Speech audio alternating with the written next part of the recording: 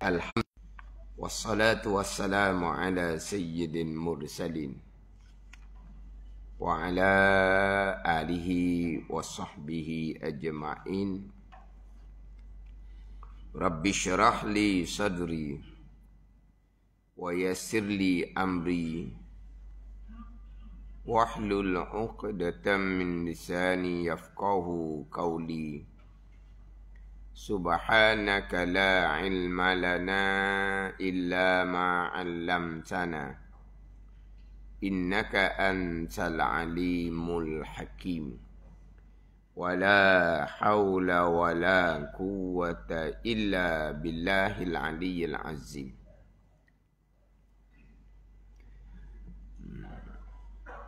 So apa so? 3 bagi Surat 3 bagi sebelah daripada bawah. Sebab saya dah bawa hak Faridah hak cetakan baru tu. Saya biasa bawa, standby nak bawa untuk ambil tahu muka surat dengan baris je lah. Jadi surat 3 bagi ke sebelah daripada bawah. Qala al-muallifu rahimahullahu ta'ala wa nafa'ana bi'ulumihi amin. Dan melengkapi agama. Dan melengkapi agama itu atas 3 perkara. Iaitu 3 perkara. Iaitu 3 perkara: Islam dan iman dan ihsan. Islam, iman dan ihsan. Dan melengkapi agama itu. Agama yang datang oleh Nabi sallallahu alaihi wasallam melengkapi atas 3 perkara. Melengkapi atas agama tu melengkapi agama atas 3 perkara, iaitu 3 perkara: Islam, iman dan ihsan.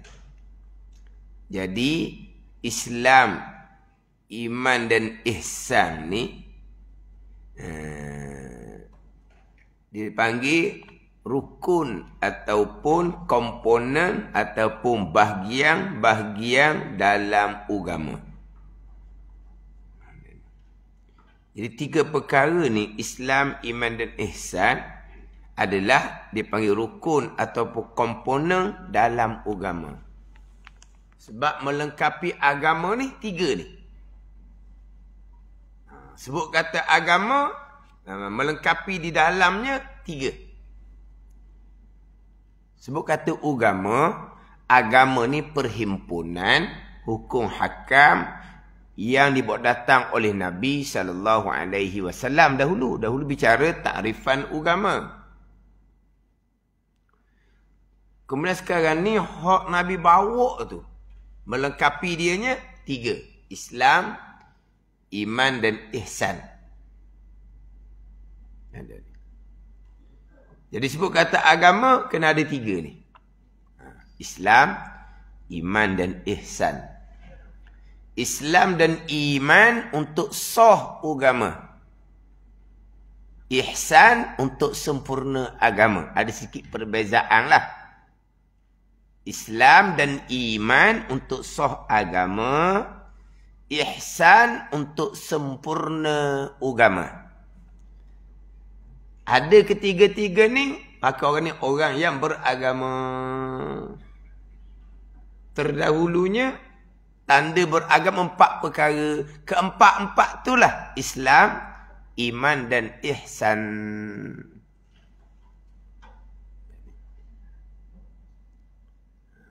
Sebut kata agama, melengkapi di dalamnya Islam, iman dan ihsan.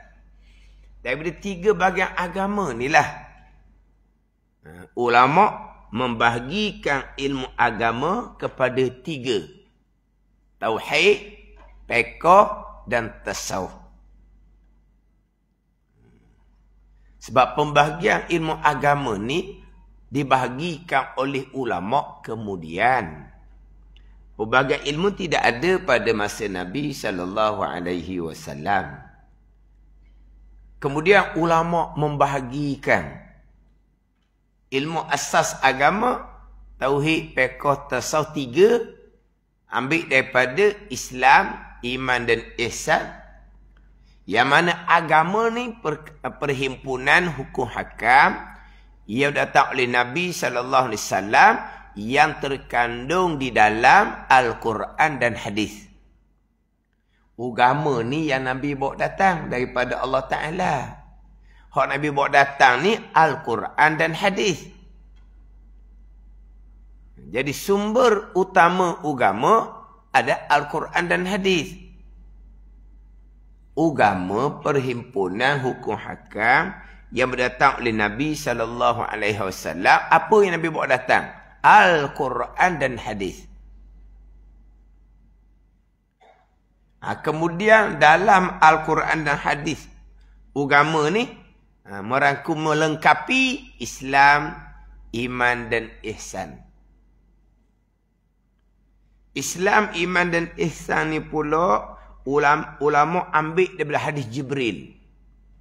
Akhbirni anil Islam, akhbirni anil iman, akhbirni anil ihsan. Kemudian di akhir hadis itu, Sayyidina Umar radhiyallahu anhu menyatakan bahawa Nabi tanya sahabat. Sebab hadis Jibril itu yang diriwayatkan oleh Sayyidina Umar radhiyallahu anhu.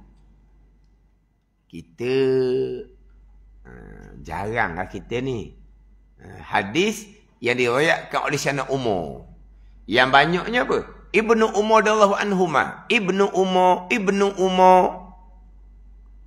Hadis yang banyaknya Ani bin Umar radhiyallahu anhuma. Ani bin Umar. Bukan Sayyidina Umar.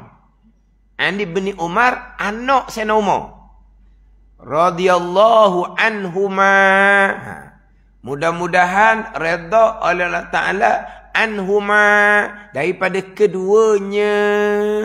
Dua situ. Dua apa? Seorang je. Ibnu Umar je seorang. Tapi didoakan anhuma, daripada keduanya. Mana keduanya? Ibnu Umar dan juga ayah Sayyidina Umar. Radhiyallahu anhu seorang. Radhiyallahu anhum itu sekalian. Para sahabah radhiyallahu anhum. Tu ramailah. Ke itu bunyi mana? Anhu, anhuma, anhum. Apa dia? Anhuma tu daripada keduanya. Siapa keduanya? Ibnu Umar, anak Sayyidina Umar. Nama apa dia? Abdullah. Dan doa juga kepada Sayyidina Umar sendiri. Tapi nak ceritanya, hadis hak banyaknya Ani bin Umar radhiyallahu anhuma. Itu hak banyak. Jarang hadis yang diriwayatkan dari Sayyidina Umar. Hadis Jibril Sayyidina Umar riwayat. Hadis innamal a'malu binniyat. Tu Sayyidina Umar juga. Kan hadis 40 Imam Nawawi rahimahullah tu kan. Hadis 40 Imam Nawawi tu. Yang pertama, innamal a'malu binniyat. Sesungguhnya amal dengan niat. Yang pertama. Yang kedua, hadis Jibril ni. Yang diriwayatkan oleh Sayyidina Umar juga. Jadi apabila ditanya berkaitan Islam, iman dan ihsan, lelaki yang bertanya ni lelaki yang tidak dikenali. Lelaki itu Jibril alaihissalam lah. Lelaki yang tidak dikenali. Kemudian tu Nabi tanya sahabat. Sahabat kenal tak lelaki tadi? Sahabat jawab, Allah wa rasuluhu a'lam lah. Allah dan Rasul yang mengetahui. Nabi SAW jawab, fa innahu Jibrilun. Jibril alaihissalam. Atakum yu'allimukum dinakum. Datang ia akan kamu, mengajar akan kamu, akan agama kamu. Jibril datang, tanya soalan, yu'allimukum dinakum. Mengajar ia akan kamu, akan agama kamu. Ajar agama apa? Ditanya Islam, iman dan ihsan. Itulah rukun komponen agama. Melengkapi agama atas 3 perkara tu. Betul agama kata Nabi sallallahu alaihi wasallam. Islam, iman dan ihsan. Kalau Al-Fatihah, Al-Fatihah tu kan dipanggil Ummul Kitab, Ummul Quran. Hadis Jibril dipanggil Ummul Hadis. Al-Fatihah kita baca tu kan, dipanggil Ummul Kitab, Ummul Quran. Apa dia ibu, induk. Mana Al-Quran satu tu melengkapi di dalam 7 ayat suratul Fatihah. Faham? Sebab dia panggil Fatihah ni Ummul Quran. Sebab panggil Ummul Quran? Sebab satu Al-Quran tu melengkapi di dalam 7 dasar utama yang terkandung di dalam 7 ayat suratul Fatihah. Jadi kita baca Fatihah tu seolah-olah sudah merangkumi di dalam tu adalah satu Al-Quran. Dipanggil Ummul Kitab, Ummul Quran. Hadis Jibril dipanggil Ummul Hadis.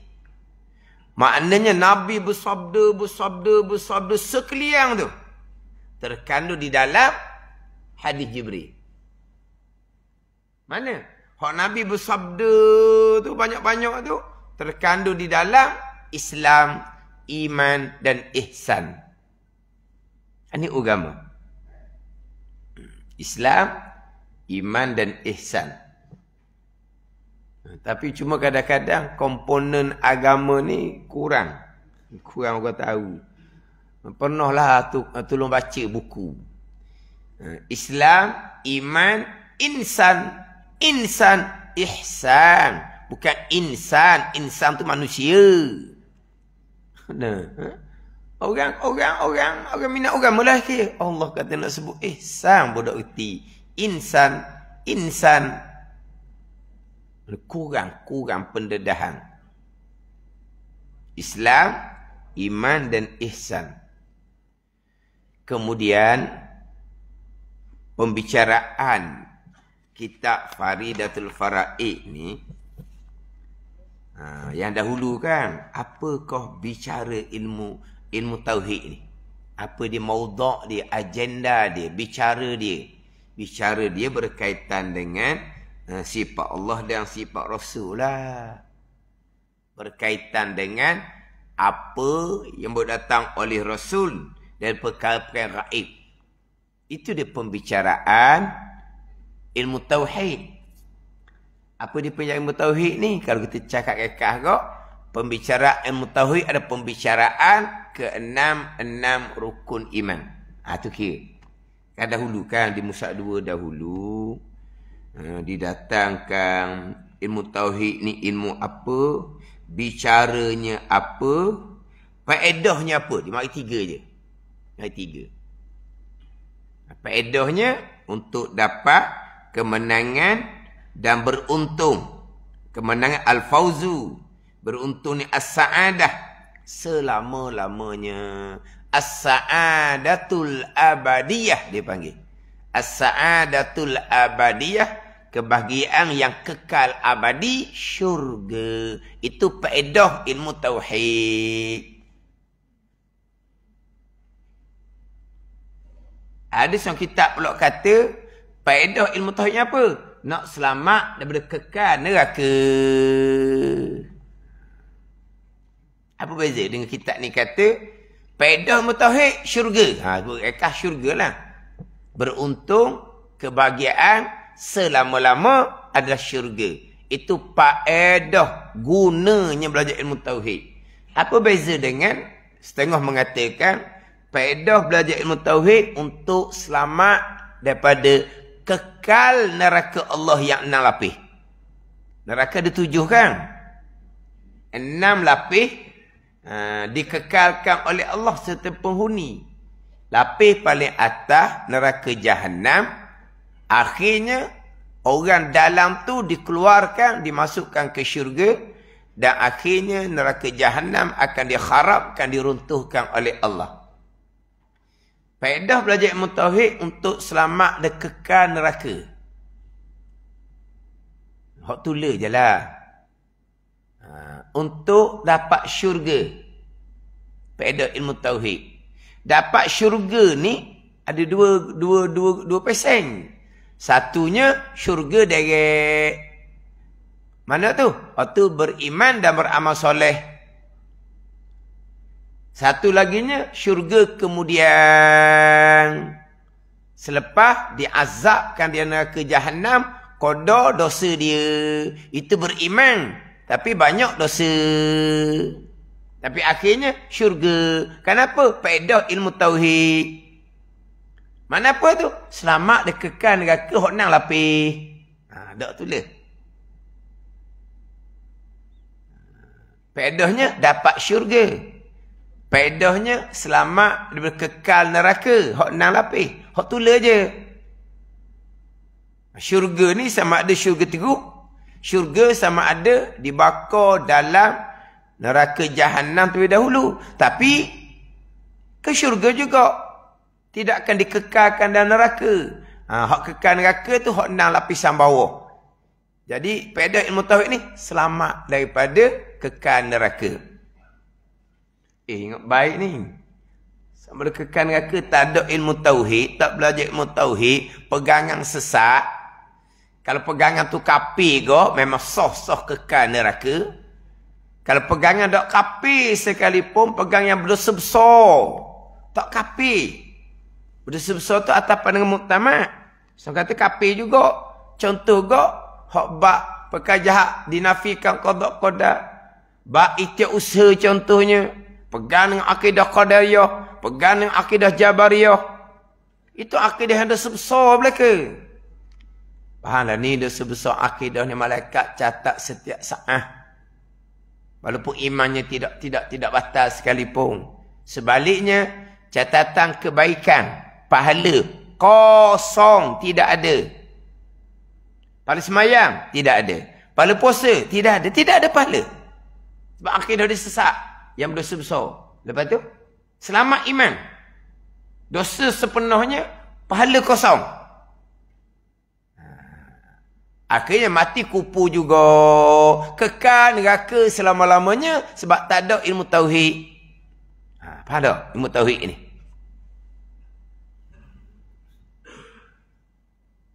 Ilmu tauhid ni bukan kata bicara bab syurga neraka Jahannam. Selamat dia kekal neraka. Selamat dia kekal neraka. Nak bicara syurga, beramal soleh lah pulaknya. Syurga direct tu lah. Nak sampai kekal neraka belajar ilmu tauhid ni. Tak bu. Bahagian masing-masing. Gitu je lah. Bila cerita, bahagian masing-masing. Tuhan hendak kebaikan. Syurga dah dianya. Tuhan hendak kejahatan. Neraka lah dianya. Kehendak Allah mustahil berubah sama sekali. Macam mana kita sekarang. Begitulah. Itulah kehendak Allah Ta'ala. Tahu kehendak kebaikan lah. Tahu kehendak kejahatan lah. Wa man yuridillahu an yahdiyahu yashrah sadrul Islam. Maka sesiapa yang mendaki oleh Allah Ta'ala akan bahawa menghidayat Allah tak kasih siapa. Ya Allah kena hidayat. Nescaya Allah akan membuka dadanya bagi agama. Bagi Islam ni, bagi agama Islam. Ni tauhid, fiqh, tasawuf. Tu akan buka dada. Pentingnya bab agama ni. Sebaliknya, wa man yurid an yudillahu yaj'al sadayqan haraja ka'annama yas'adu fis sama'. Dan sesiapa yang mendaki oleh Allah pada azal akan bahawa menyesak orang tak siapa? Allah yang menyesakkan. Menjadi oleh Allah akan dadanya sempit, sesak, tak terbuka langsung. Walaupun cerita ilmu tauhid ni, bak iman, bak akidah, dia jebeh gitu je. Dia tonyek gitu je. Tak tunggu punggung je laginya. Kalau budak-budak jebeh, tonyek, tunggu punggung. Tu budak-budak lah marah tu. Jebeh, tonyek, tunggu punggung. Jebeh, tonyek ilmu tauhid. Wak musuh dengan ilmu tauhid. Kata macam-macam dengan ilmu tauhid. Tak puas hati dengan ilmu tauhid. Sebab apa? Sebab kalau gitu kok pegangan kita selama ni, oh, tak percaya. Tambah. Dia pun lari. Ni. Tutup hati dia. Apa? Tuhan kehendak pada azab, Tuhan menyesatkan dia. Cerita-cerita gini ni, bukan orang luar ni, orang dalam masjid. Bukan orang luar, orang dalam masjid. Terkadang orang berkenaan masjid. Jumaat waktu saya kira. Macam mana boleh ilmu tauhid, bab iman, bab akidah, salah bertaubat, perbetulkan pegangan. Tak ada orang tahu pun akidah kita salah. Tak ada orang tahu. Tapi oleh kerana nak marah, dia keluar. Oh, kalau gitu kok. Kalau gitu apa? Tak ada benda kita. Memang tak ada benda pun akidah sesat. Dia tak boleh terima sebab dia wak amal mulai lagi. Dia tak boleh terima. Tak balah. Nak kata orang ni. Sebab apa? Bahagian masing-masing. Pekoh ni ada kelonggaran. Ada banyak pandangan. Payah sangat kita ambil pandangan orang ingat lahnya. Tak ada apa pekoh ni. Tauhid dok. Tapi bahagian masing-masing. Mana kalau kita fikir kau akal lah. Tak logik. Biasanya dah. Kuat semayang, kuat berjemaah, kuat buat amal sunat. Main sunat pun rajin, puasa sunat pun rajin. Isteri kami tak pernah tinggal. Baca Quran pun rajin. Sekali baca Quran banyak-banyak. Sekejap-kejap khatam Quran. Mana mungkin ilmu tauhid, ilmu iman, ilmu akidah, dan Quran hadis itu tak mau belajar. Belajar sikit. Salah. Tak mau ngaku pula salah. Tak mau terima pula dia salah. Ini sombongnya manusia. Kadang-kadang hok jalan mendongak ke langit. Mendongak apa gitu? Mendongak ke langit. Orang keluar masjid kadang-kadang. Hok mendongak ke langit tu keluar masjid. Bukan kata keluar masjid, dalam masjid pun Allah kata metanya dia. Apa tak meta? Meta, faham meta? Meta apa meta? Gong. Meta. Dia masjid, meta. Orang gitu, budak ni tak tanah. Apa ni masjid? Masjid, tempat sujud. Menungging. Nak meta kat mana? Bahagian masing-masing. Itu faedah ilmu tauhid. Besarnya tauhid ni. Mana kalau pegangan tu walaupun tak kapi, pegang yang dosa besar, pegang yang bid'ah, pegang yang sesat, dosa sepenuhnya tak ada pahala langsung. Tercabut iman, paling takutinya ketika nak mati, kekal neraka selama-lamanya. Tak takut.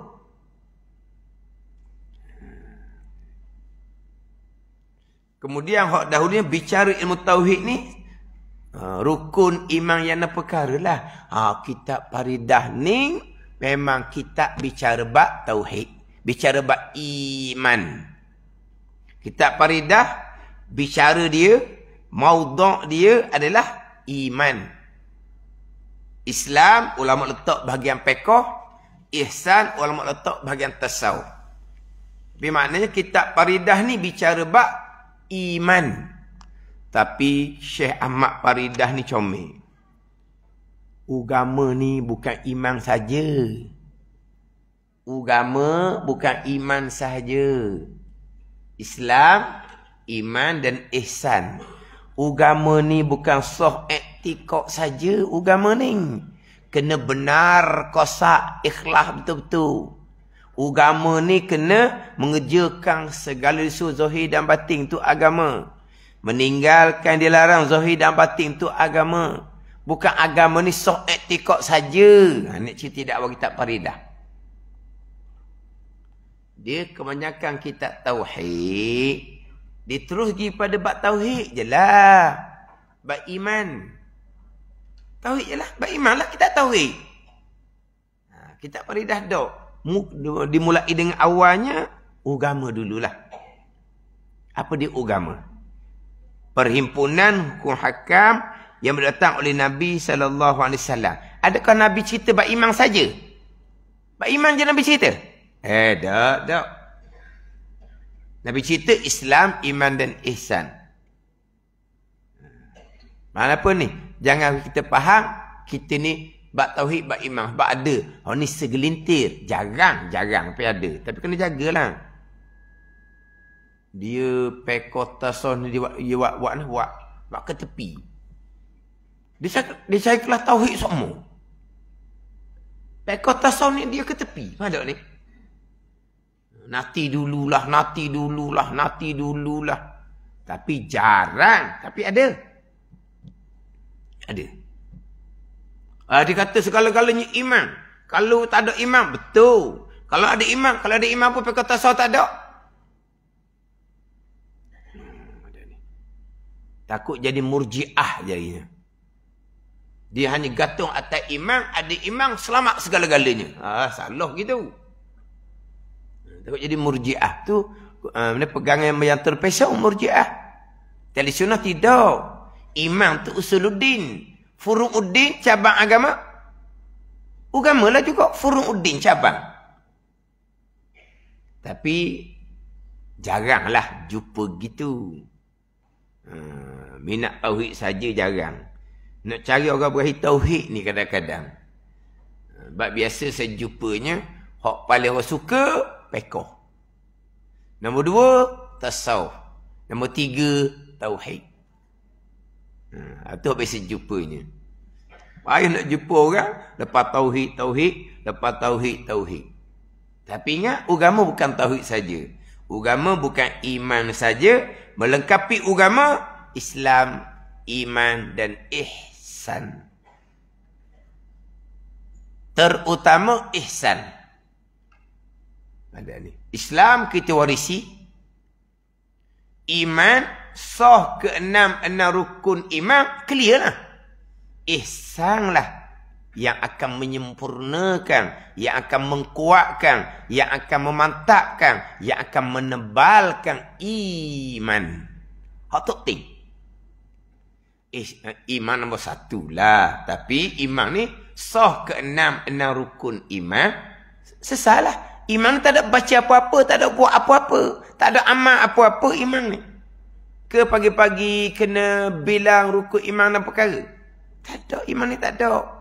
Iman ni kepercayaan. Sah ke-6 rukun iman, terutama yang ke-6 qada qadar tu, sahlah iman. Iman ni lah. Nak kuat dia macam mana? Ihsan. Ihsan lah yang nak kena mujahadah. Kalau dalam bahagian agama. Tapi pertama memanglah iman. Tapi bukan iman saja. Islam, iman dan ihsan. Kemudian apabila ada 3 komponen agama ni, Islam, iman dan ihsan, maka diletaklah agama kepada namanya Islam. Sebab letak nama ni diambil satu bahagian daripada satu bahagian yang besar. Islam, iman dan ihsan. Nak letak nama Islam. Islam ni satu bahagian dari agama. Macam ginilah kita panggil bacaan tahiyah. Kita panggil bacaan tahiyah atau bacaan tasyahud. Kita panggil bacaan tahiyah. Sebab apa? Sebab ada satu kalimah At-tahiyyatu lillah tu. Satu je tahiyah. Tak apa, ambil nama letak satu tu. Atau letak nama tasyahud. Sebab apa? Di dalam tu ada 2 kalimah syahadah. Maka nama bacaan yang panjang tu tasyahud. 2 kalimah syahadah, satu bahagian daripada bacaan dia. Letak nama, ambil satu juzuk. Sama juga. Agama ni ada 3. Islam, iman dan ihsan. Ambil satu bahagian, letak sebagai nama. Iaitu agama Islam. Letak nama tu, dia ambil letak nama satu juzuk ada bahagian tu. Dah ada 3 kan? Islam, iman dan ihsan. Kena letak nama agama ni. Ada letak nama agama Islam. Tapi bukan agama tu Islam saja. Bukan agama tu Islam saja. Mendirikan sembahyang, berpuasa, menunaikan zakat, menunaikan zakat, mengerjakan haji. Kan Islam. Islam ni satu juzuk, satu bahagian, satu komponen daripada agama. Cuma letak nama agama Islam. Tak ada orang sebut. Agama apa? Agama iman. Tak ada orang sebut. Agama apa? Agama ihsan. Tak ada orang sebut. Agama Islam. Tapi dalam agama ni bukan Islam sahaja. Islam ada satu juzuk daripada bahagian agama yang melengkapi Islam, iman dan ihsan. Pembicaraan kita tauhid, pembicaraan iman. Bermula Islam itu. Bermula Islam itu mengikut dan menerima oleh zahir seseorang akan barang yang mendatang dengan dia dengan barang oleh Nabi SAW. Mana barang ni yang mendatang dengan dia oleh Nabi ni? Daripada segala barang yang diketahuikan daripada agama, diketahui dengan darurah. Artinya, arti darurah dengan keadaan fikir dan bicara. Mana contohnya? Barang yang mendatang oleh Nabi. Contoh ni, seperti 2 kalimah syahadah dan sembahyang. Dan sembahyang. Yang ambil contoh 2 je.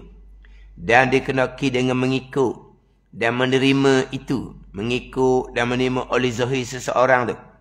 Mengaku lidah dengan barang yang tersebut. Mengaku lidah dengan barang yang tersebut. Barang yang tersebut ni barang yang mendatang akan dia oleh Nabi SAW. Contohnya 2 kalimah syahadah, sembahyang. Dan tiada menolak akan dia akan tersebut. Dan jika tiada diamalkan akan dia akan barang tersebut sekalipun seperti meninggal ia. Seperti meninggal ia seseorang akan sembahyang. Dan umpama sembahyang selama-lama, sokmo-sokmo, tak pernah sembahyang pun. Ada takrif Islam tu. Panjang sikit tu, kita kena ambil satu-satu. Kemudian masa bicara takrif Islam ni, saya akan gegukan dengan takrif iman. Saya akan gegukan. Saya akan gegukan dengan takrif iman. Dan saya akan selit juga ihsan. Membezakan 3 ni. Sebab iman di bawah tu pula, bermula iman itu. Makna iman, membenar hati. Membenar akan hati. Membenar oleh hati. At-tasdiqul qalbi. Membenar hati. Islam, mengikut dan menerima zahir. Iman membenar hati akan Nabi SAW. Mana pada tiap-tiap bahasa sesuatu yang mendatang ia Nabi dengan sesuatu. Sama juga dengan Islam. Islam tu dia kata barang yang mendatang dengan dia oleh Nabi. Hak ni membenar hati pada tiap-tiap sesuatu yang mendatang ia Nabi dengan barang. Hak tulis je. Mana barang ni? Samalah daripada barang yang maklum, daripada agama dengan darurah. ada ni. Jadi antara Islam dengan iman ni, bezanya Islam menerima zahir, iman membenar hati. Akan sama saja. Akan perkara yang mendatang akan dia oleh Nabi SAW. Apa dia barang yang mendatangkan dia oleh Nabi? Agama. Jadi Islam terima zahir akan agama. Iman percaya hati akan agama. Kemudian ihsan di bawah, mengerjakan segala perkara agama, melaksanakan akan perkara agama. Itu cakap Islam terima zahir akan perkara agama. Iman percaya hati akan perkara agama. Ihsan laksanakan akan hukum hakam agama. Islam terima sekalipun meninggalkan sembahyang selama-lama. Sebab apa? Sebab bersembahyang adalah ihsan, bukan Islam. Islam terima. Tengok kepada rukun Islam tu, mendirikan sembahyang. Mendirikan sembahyang, buat. Itu rukun Islam. Bukan terima saja. Takrif ni lain ni. Takrif di sini. Dan jika tiada diamal akan disekalipun, tak pernah amal pun. Seperti meninggalkan yakal sembahyang umpamanya, selama-lama tak pernah sembahyang bang pun. Dan macam mana dengan rukun Islam yang kedua? Mendirikan sembahyang 5. Mendirikan sembahyang rukun Islam yang kedua. Bukan terima. Jadi macam cangguh. Dia takrif dengan rukun dia sekali. Tak bercangguh. Takrif dengan rukun dia takkan bercangguh. Sebab rukun adalah komponen dalam takrif tu. Apa dia takrif agama? Apa dia rukun agama? Apa dia takrif Islam? Apa dia rukun Islam? Hak tulis dia. Jadi takrif dengan rukun dia takkan bercangguh. Tapi takrif Islam terima. Sekalipun meninggalkan sembahyang selama-lama. Rukun Islam yang kedua, mendirikan sembahyang. Hak ni kita belajar tahap kita orang tua. Kena bicara satu-satu.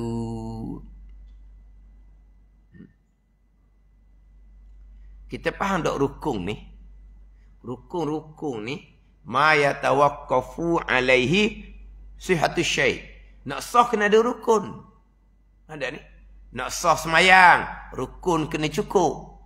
Nak sah wudu, rukun kena cukup. Nak sah Islam, rukun kena cukup. Nak sah iman, rukun kena cukup. Jadi kalau kita pakai zahir, rukun Islam yang kedua, mendirikan sembahyang. Mana kalau tak sembahyang?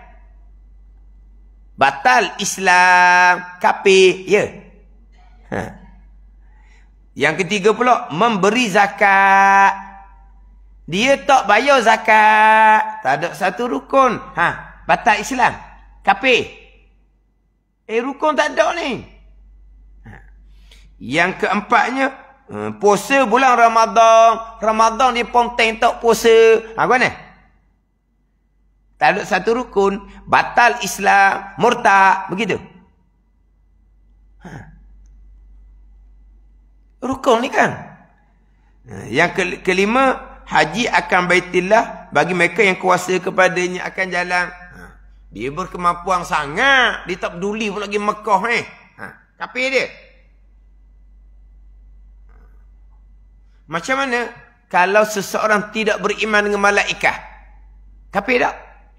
Kafir lah, itu rukun iman. Sesiapa yang tak beriman dengan kita, kafir lah. Tak beriman dengan Rasul, kafir lah. Oh pula dah. Dah rukun iman kan? Dah tadi bukan rukun Islam. Mendirikan sembahyang, rukun. Lepas tu, Kalau tak sembahyang? Memberi zakat rukun. Kalau zakat tak bayar?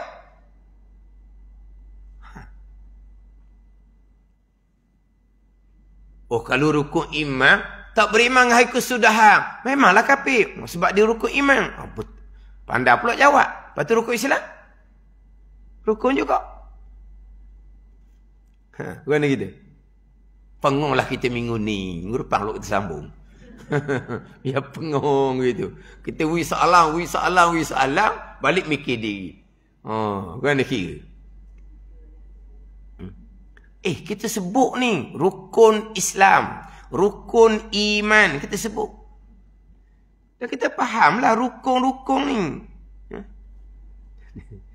Kita faham rukun ni. Kalau nak sah, kena lengkap rukun. Kalau tak lengkap rukun, maka tak sah. Sah semayang, kalau tak rukun tak cukup.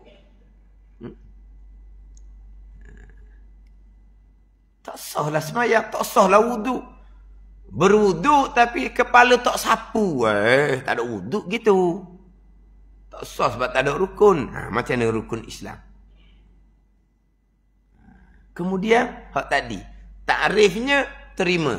Rukunnya buat. Rukunnya buat ni. Mengerjakan sembahyang. Mana buatlah. Beramallah. Memberi zakat. Mana beramallah. Puasa. Beramallah. Tiba-tiba takrif dia. Dan jika tiada dia amal akan dia sekalipun janji terima, dia orang Islam. Itu perlu kepada perincian. Sebab kalau kita faham Islam ni beramal, tak beramal jadi kafir, itu khawarij bukan ahli sunnah.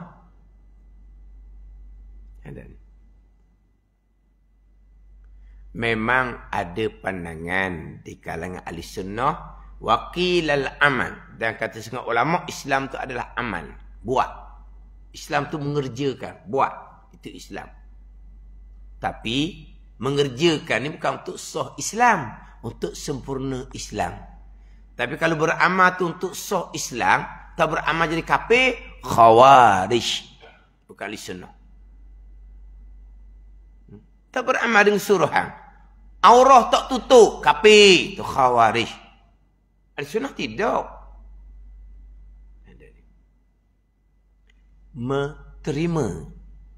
Terima sembahyang wajib. Terima zakat wajib kena bayar. Terima puasa wajib kena puasa. Terima bahawa tutup aurah tu wajib. Terima bahawa berjudi minum arak tu haram. Itu Islam. Itu Islam. Adapun buat laksana bersembahyang, bayar zakat, berpuasa, menutupi aurah, tinggal berjudi, tinggal minum arak, itu bahagian ihsan. Apa dia ihsannya? Buat baik. Ahsana yusinu ihsanan. Buat baik. Apa dia buat baik? Bersembahyang, membayar zakat, berpuasa, menutupi aurah, itu ihsan, buat baik. Apa dia buat baik? Mengerjakan suruhan dan meninggalkan larangan. Itu buat baik itu. Mengerjakan suruhan, meninggalkan larangan, buat baik. Ihsan. Buat baik inilah untuk sempurna Islam dan iman. Itu kena beza. Terima dengan buat. Terima satu, buat satu. Badan dia. Kalau tak terima hukum agama, tu jadi batal lah Islam. Badan ni. Mana contoh? Ni contoh cerita kat luar dulu. Kita baca semula lah. Sebab dia kena letak molek tu. Antara satunya, Islam, terima zahir, iman, terima hati. Kita kena tengok ni. Walaupun rukun Islam dengan rukun iman tu berlainan.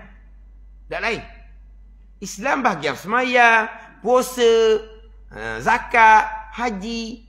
Bahagian imannya, percaya pada Allah, malaikat, kita, Rasul, hari kesulitan qada qadar. Lain-lain tu antara Islam dengan iman. Dah. Hak tulis je. Sebab Islam terima zahir akan agama.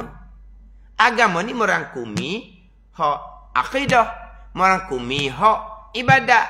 Itu agama. Terima macam mana? Terima di mulut malaikat ada. Terima di mulut kiamat akan berlaku. Mana zahir.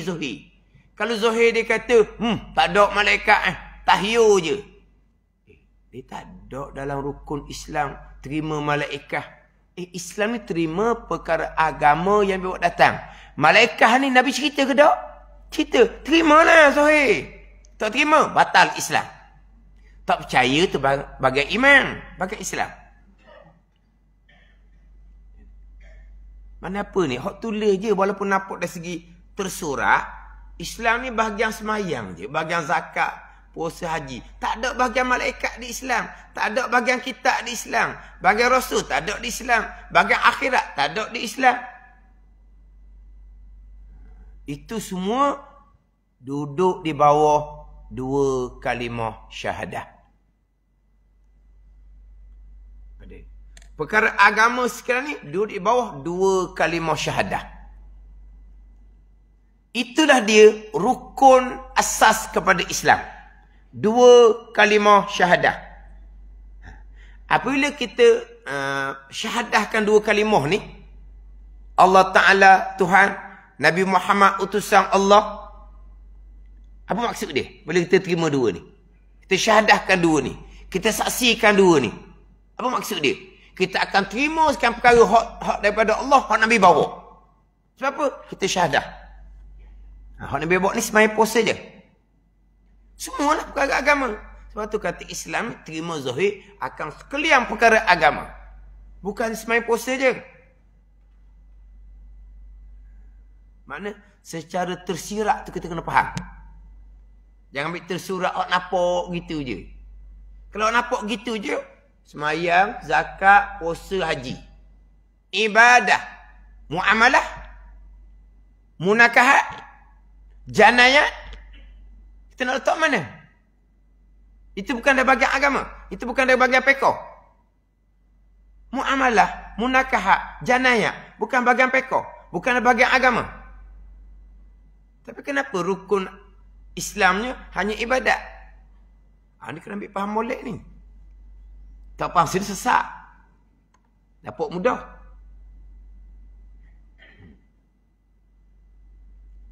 Kalau pergi pada iman pula, beriman dengan Allah dan Rasul. Itu asas pada rukun iman. 2 kalimah syahadah, asas pada rukun Islam. Beriman Allah dan Rasul, asas pada rukun iman. Bila kita beriman dengan Allah, beriman dengan Rasul, kita akan beriman dengan sekian perkara Rasul bawa datang. Rasul bawa datang apa? Malaikat, beriman. Rasul bawa datang apa? Kitab beriman. Apa Rasul bawa datang? Rasul bawa datang tak? Semayang, zakat, puasa, haji. Rasul bawa datang tak? Bawa datang. Berimanlah. Muamalah, beriman. Munakahat, beriman. Janayah, beriman. Sebab apa? Sebab Rasul bawa datang. Itu agama. Beriman macam mana? Terima hati akan kewajipan semayang. Ni hati ni kita tak boleh nak tamuh orang. Dia tak semayang. Tapi jangan kata ni. Mana dia tak semayang. Mulut dia tak cakap. Mulut dia kata, semayang tak ada pedah. Tu batal Islam. Sebab apa? Dia tak terima dah secara zahir akan sembayang. Pada ni. Semayang tak wajib. Tu batal Islam. Mulut dia tak cakap apa pun. Tapi dalam hati dia, semayang tak ada pedah. Semayang tak ada guna pun. Semayang, batal iman, kafir di sisi Allah, kekal neraka.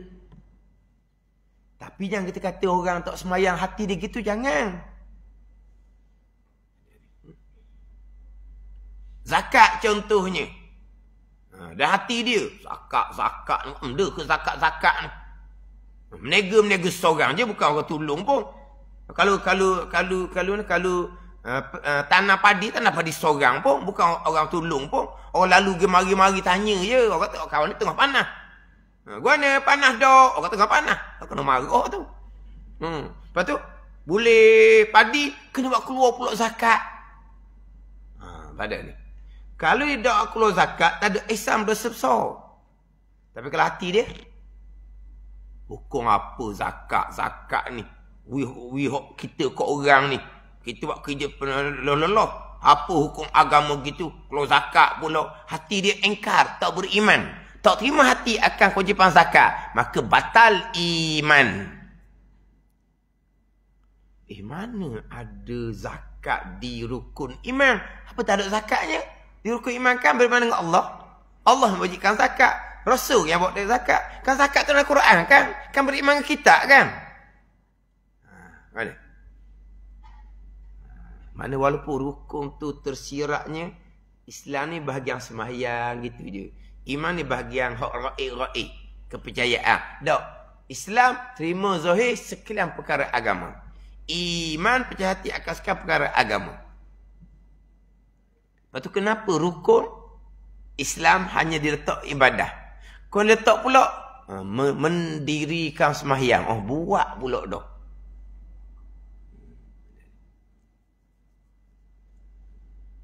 Contoh gini, bab agama kena terima. Faraid lelaki dua bahagian. Waliz zakari mislu hazil unsayain. Ini kita tahu sangatlah ayat ni. Tak tahu baca ayat pun tahu hukum dia. Lelaki dua bahagian. Pada ni. Siapa masa dia buat salah, itu tak ada ihsan. Sebab masa dia buat salah, dia bagi cara tak betul, dia tak ada ihsan. Tak ada ketaatan, orang panggil berdosa rapah orang. Tapi kalau mulut dicakap, kalau mulut. Hukum faraid Allah Ta'ala tak adil. Batal Islam ni sebab dia tak terima dah. Itu perkara agama yang berdatang oleh Nabi. Al-Quran menyatakan jelas, lelaki dua bahagian. Tiba-tiba dia tak terima secara zahir. Dia tak terima. Batal Islam. Sebab ada lagu tu, dia lagu tu nak mempertahankan satu adat yang bercanggah dengan hukum agama. Satu adat yang bercanggah hukum agama. Dia lebihkan bahagian untuk orang perempuan. Dia lebihkan bahagian untuk perempuan. Adat ni adat yang bercanggah dengan hukum agama. Kena buang. Dok buat ni, biar mati anak, jangan mati adat. Biar anak dia mati belaka lah senang.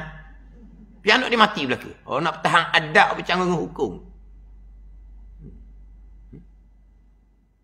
Dulu ada kempen dulu. Jangan benarkan golongan ni masuk ke negeri. Sebab apa? Kalau masuk dia kata akan terhapus adat dia. Perbahagiannya sama ke lebih ke perempuan ke tak tahu. Ada satu lagu, makna lelaki ni campur di mana ke pun boleh hidup. Bukan kita maksud dia.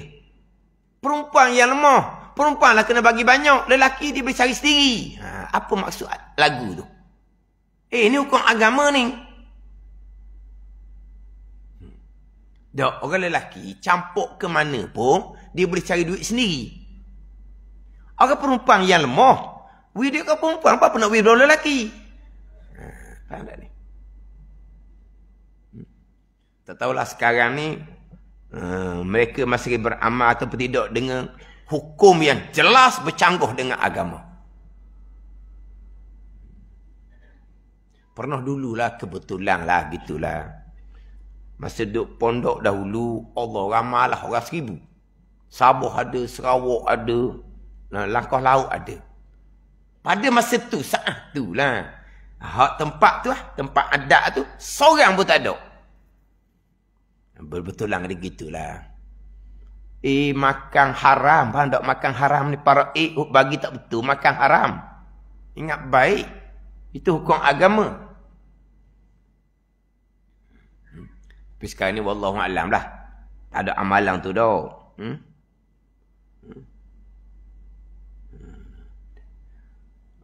Biar mati anak, jangan mati adat.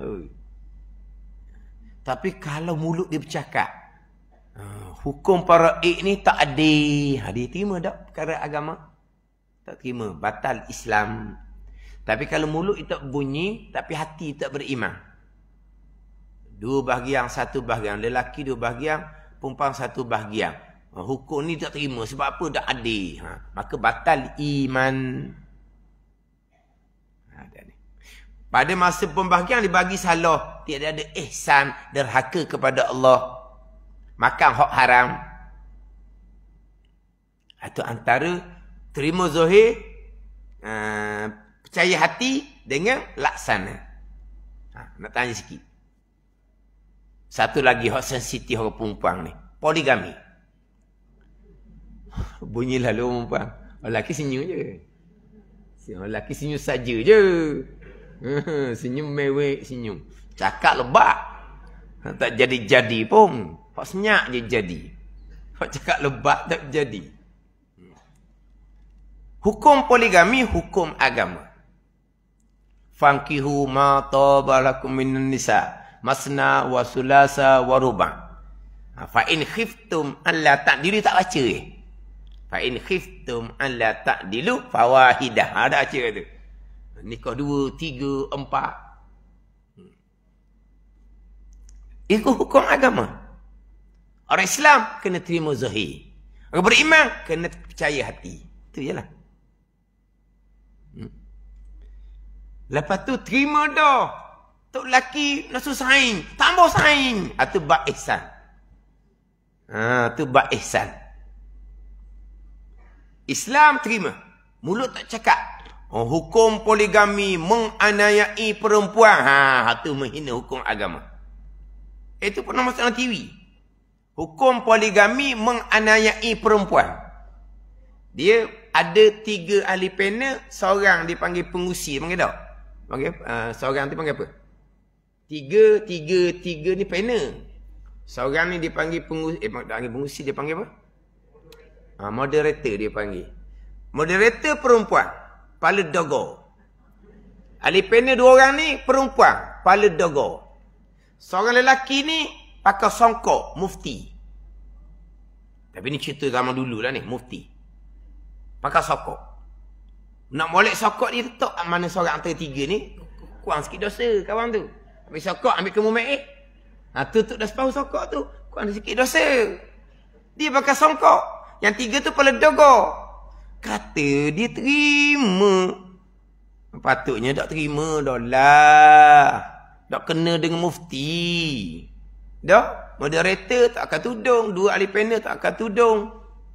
Satu ahli panel dia kata, hukum poligami menganiayai perempuan. Mufti tak kata apa pun. Mungkin dia pun tergamam ke apa. Tak kata apa, senyap je. Kan dulu ada kan. Ni. Satu suami, satu isteri. Itu ada kempen dulu. Kempen ni dinaungi oleh orang perempuan hak nombor 1. Yang menaungi kempen monogami dia panggil. Kempen satu suami, satu isteri. Apa? Dia nak tentang poligami. Maka satu mufti di negeri itu, dia kata kempen ni boleh menjerumuskan kepada murtad. Senyap lepas itu. Kempen nak lawan hukum Tuhan. Ada ni. Kempen monogami. Tu tak boleh tu. Ada pun pihak agama nak buat peraturan untuk mengketatkan, tak apa tu. Tidak membenarkan tak boleh. Tapi nak buat peraturan yang nak lulus dia gini-gini, tu tak apa. Tak ada masalah tu. Tapi kalau nak kempen, nak tolak hukum poligami, monogami dia panggil, tu salah. Lepas itu hukum Al-Quran. Menganiayai perempuan ni atas orang lelaki. Kalau dibini seorang pun, mana kena terajang, kena kesepak, kena bunuh laginya. Hak bunuh isteri tu bini ramai ke? Tak, bini seorang tu je. Tu dia bunuh, sebelum dia bunuh, dia tak sepak, dia tak terajang, dia tak tampar, dia tak tumbuk. Pandai ni. Terkadang berparuk-paruk dah Cuma kanano. Jadi diam je. Dah anak. Ada ni. Bukan kerana poligami mana ayai. Orang lelaki yang tak ada agama tu yang ayai. Tak nak cerita hukum agama kena terima. Lepas tu sampai masa susah tak musang gitu gini, itu bab lain pula. Tapi kena ingatlah. Hukum agama mulut jangan nak cakap bibir kurang. Orang lelaki pula, orang lelaki pula jangan ada buat lasang. Agama membenarkan. Agama membenarkan. Jangan buat gitu. Betul lah. Takut jadi jawab di isteri. Hukum agama dak pakar. Pun orang noh lah.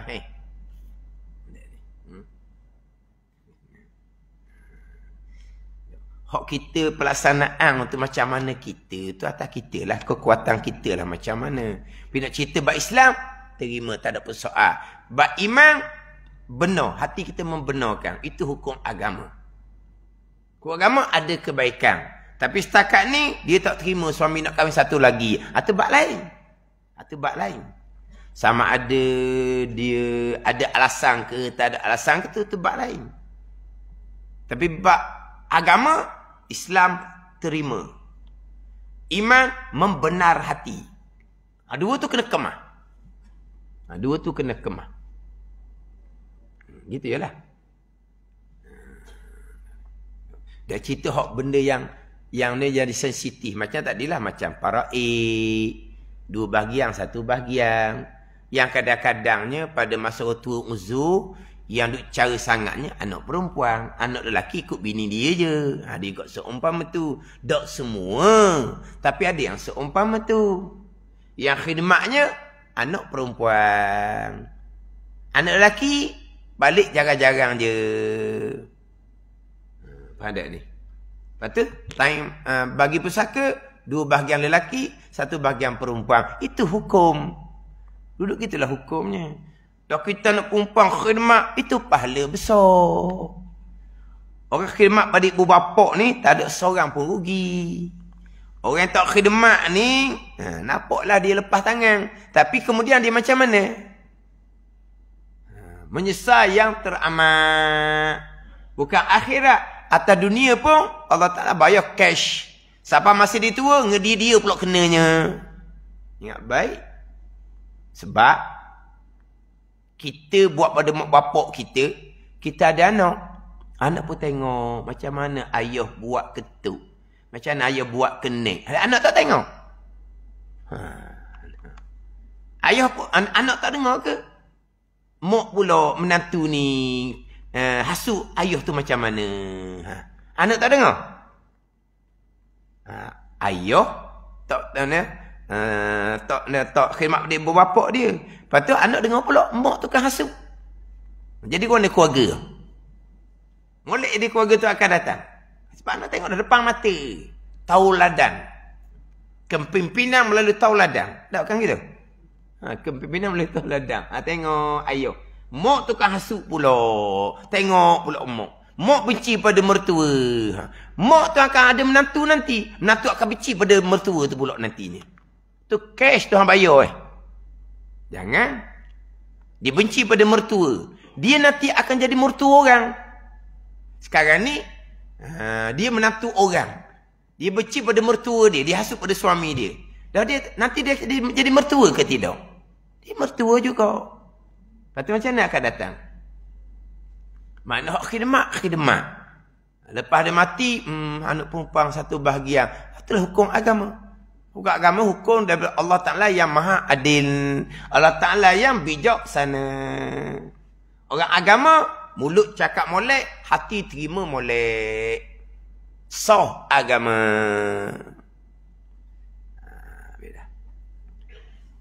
Ni cara kat luar dulu ni. Baca dah tadi sikit. Panjang baca bermula Islam tu. Tapi kena baca semula lah. Kena ambil satu. Bermula Islam itu mengikut dan menerima oleh zahir seseorang.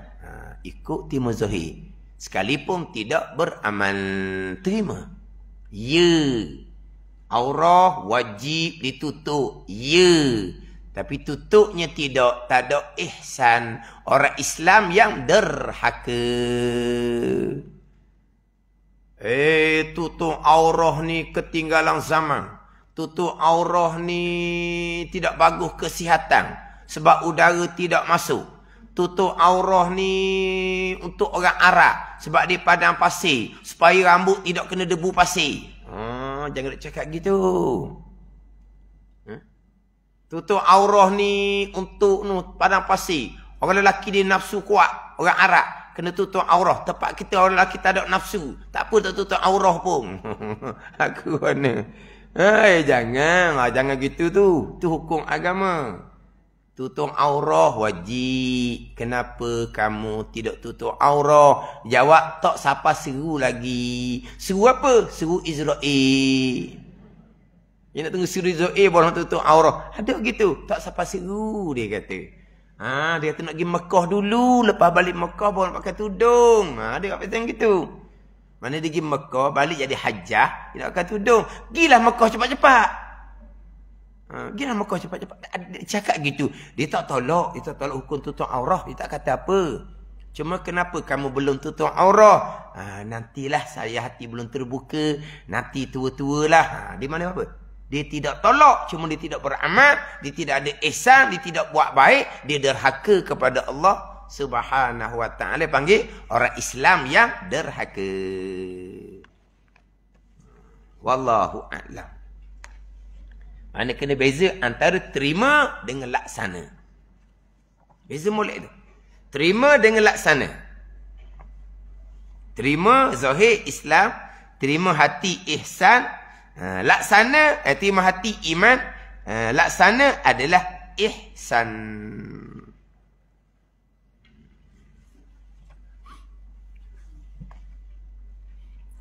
Ini kita Hidayatus Sibyan, muka surat 23, baris yang ke-6 daripada bawah.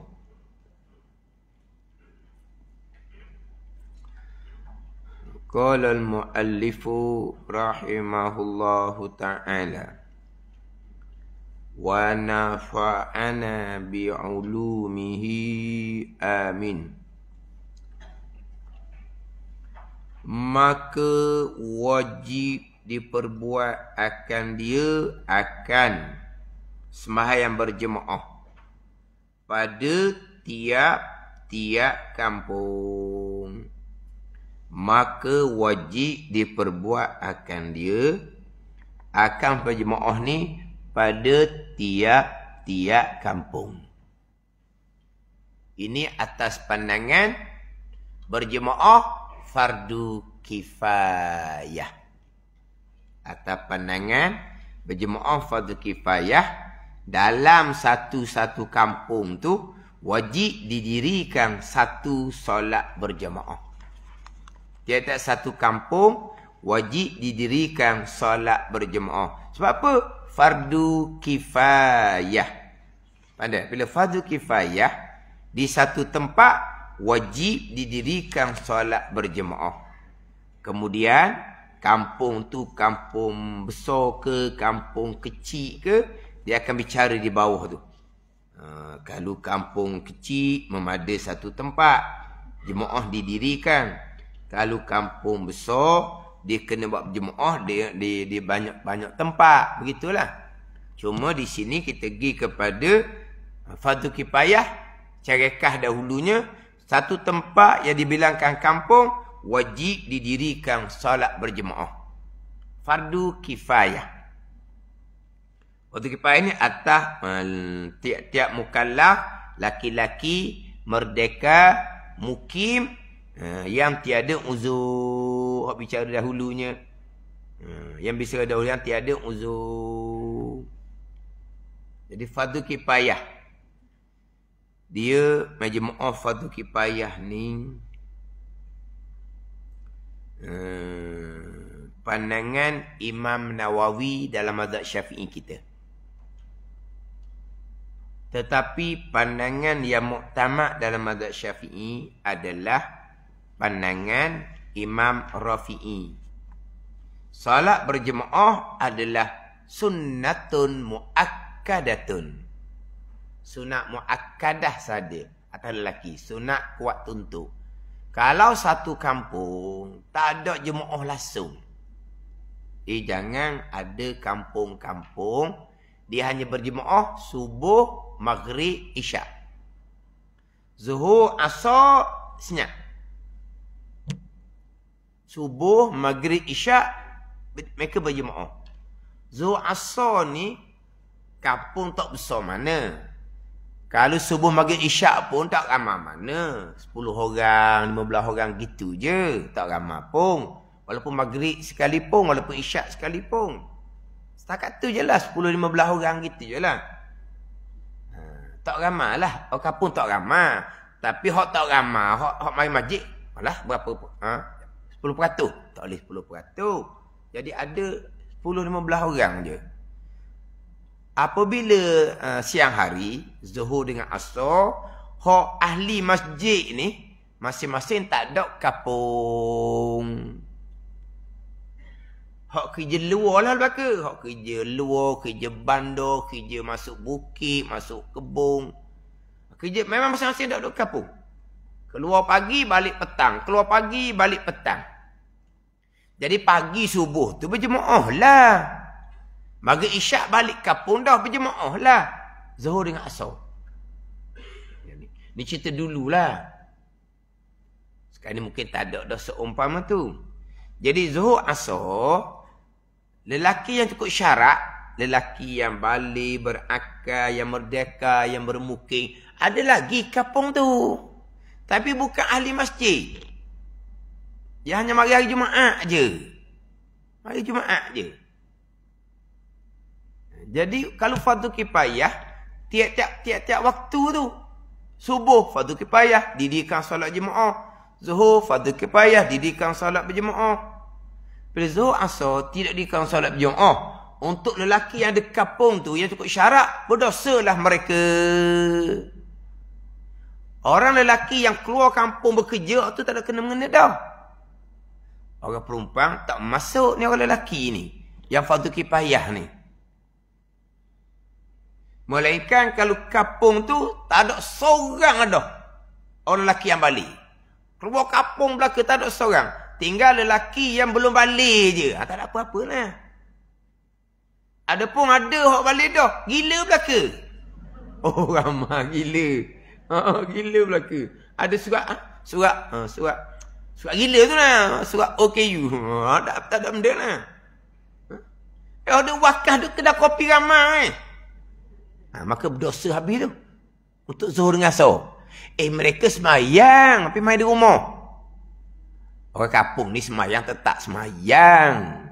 Orang semayang tu berat sangat je lah. Ada tak ada juga. Tapi berat sangat.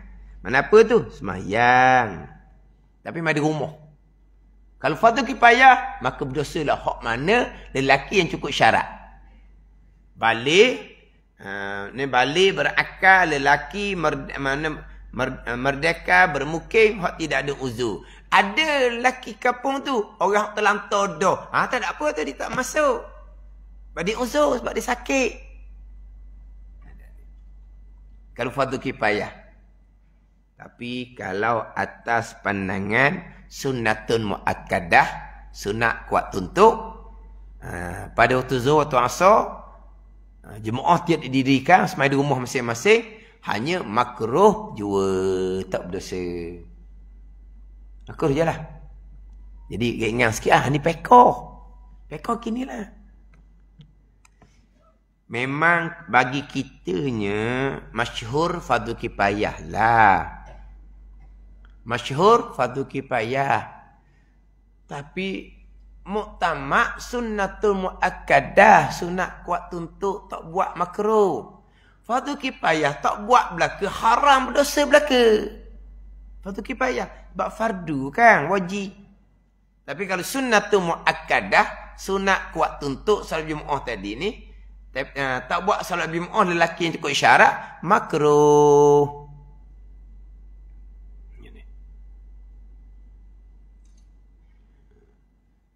Jadi untuk kampung-kampung seumpama tu sunnatul muakkadah lah.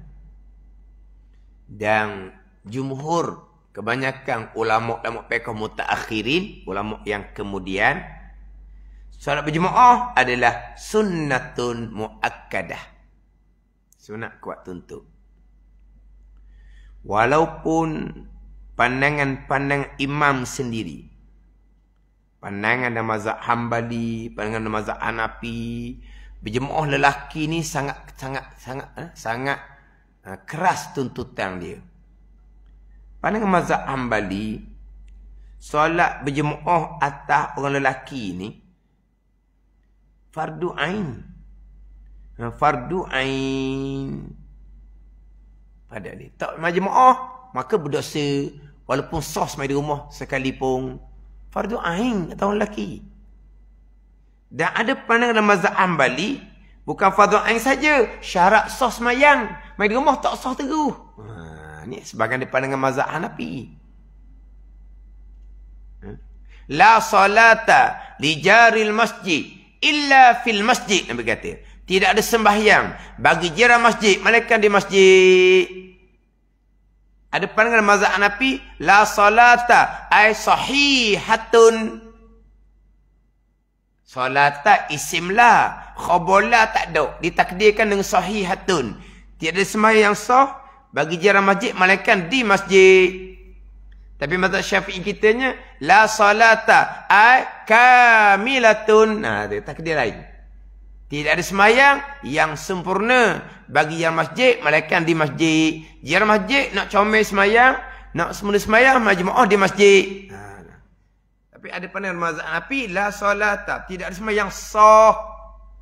Kalau jiran masjid, barang masjid mai di rumah juga tak sah. Satu pandangan, fardu ain bukan syarat sah sembahyang. Manakala sembahyang di rumah berdosa sebab fardu ain. Wajib jemaah atas tiap-tiap seorang lelaki tu. Tapi bukan syarat sah sembahyang. Mana sah sembahyang seorang di rumah, tapi berdosa. Itu imam mazhab. Adapun ulama' mereka yang mutaakhirin, banyak memilih pandangan sunnatun muakkadah. Sunat kuat tuntut.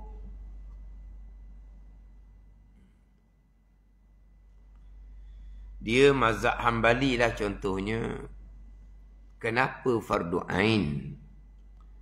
Fardu ain lah sebab Nabi pernah cerita nak bakar rumah orang yang tak datang berjemaah di masjid Nabi SAW.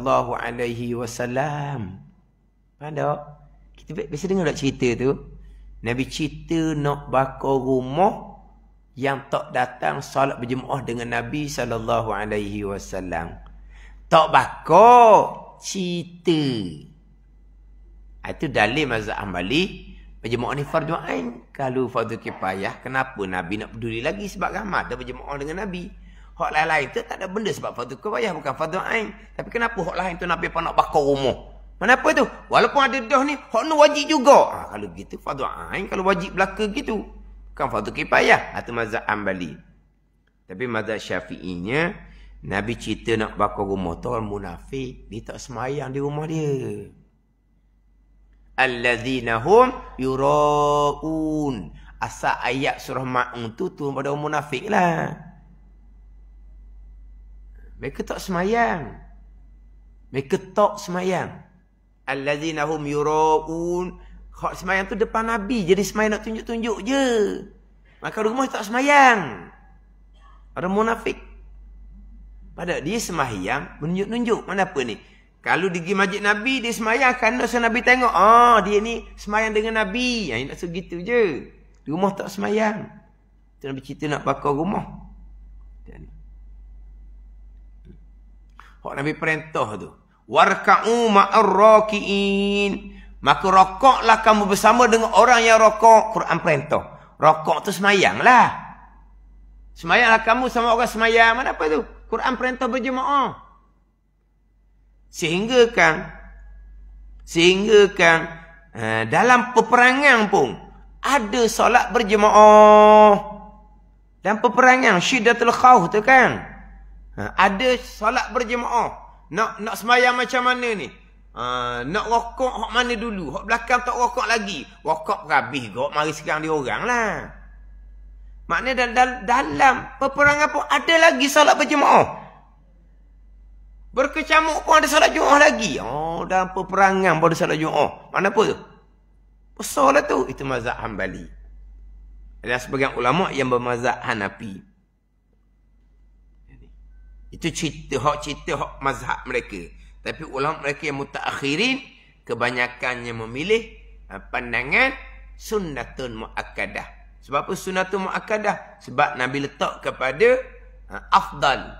Salatul jamaah afdalu min salatil fazi bisab'in wa ishrina darajah. Ada riwayat bi khamsin wa ishrina darajah. Salat berjemaah lebih afdal salat seorang diri 27 darajah ataupun 25. Ada Nabi kata 27, ada Nabi kata 25. Itu bukan pada niat hati masing-masing lah. Afdal. Bila Nabi sebut afdal, menunjukkan bahawa salat berjemaah tu adalah sunat. Sebab fadilat ni disandarkan pada amal-amal yang sunat. Amal yang wajib tak sebut fadilat. Sebab tu mesti dah. Amal sunat nak menggemarkan, maka disebut dengan fadilat. Bila Nabi sebut kata fadilah, menunjukkan bahawa sembahyang berjemaah tu adalah sunat, bukan wajib. Itu pandangan Imam Rafi'i, pandangan yang muktamad dalam mazhab Syafi'i kita. Sebab tu dia kalau tempat bermazhab Hambali, mazhab Hanafi, orang berjemaah dia ramai. Sebab dia wajib. Tempat kita ni begitulah. Sekarang dah ada lah sebab sama ada fardu kifayah yang paling berat ataupun sunnatul muakkadah. Kita jangan tahu, kita tahu fardu kifayah. Tahu fardu kifayah pun di masjid ramai dah. Kalau ada 2-3 orang tak apa dah. Tok Imam, Tok Bilal, Tok Siok lepas dah.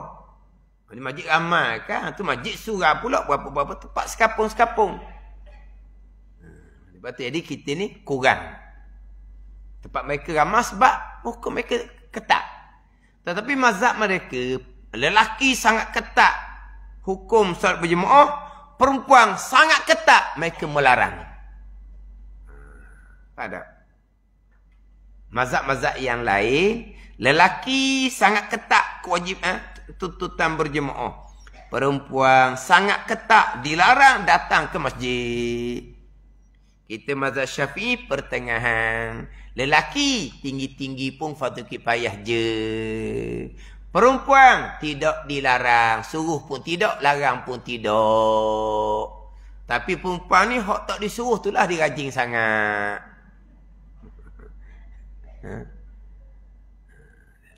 Tu semata-mata nak solat berjemaah lah.